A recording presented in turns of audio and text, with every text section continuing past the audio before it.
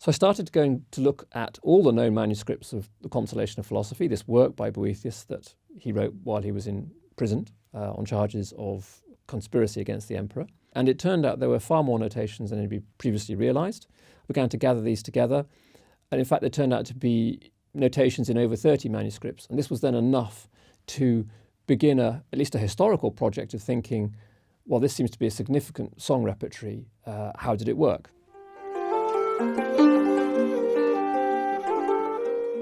The way this music is notated in the manuscripts, it's notated with a form of early music notation called Neumes.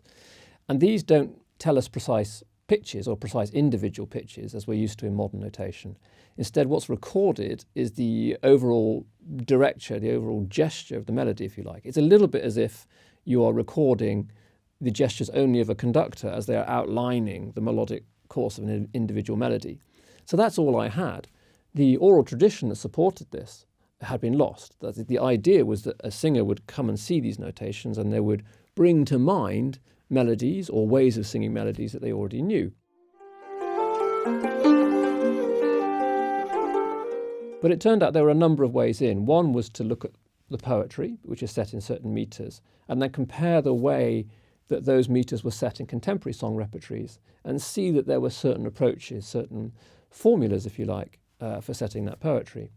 Secondly, it was a question of looking at specific melodies that had survived from the period and seeing if the melodies added to the Boethius songs had anything in common.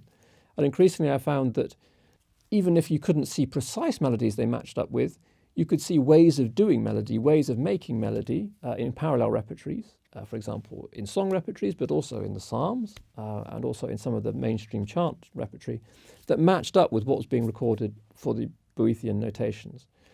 So piece by piece, song by song, I began to, and indeed even manuscript by manuscript, because the notation varies from manuscript to manuscript, I began to see how it would be possible to come up with, let's say, plausible versions. These were responsible, these were using melodies from the time, they were using techniques from the time, and even if we couldn't guarantee 100% that these are the melodies that are being sung, we could nevertheless have come up with informed melodies that fitted the parameters.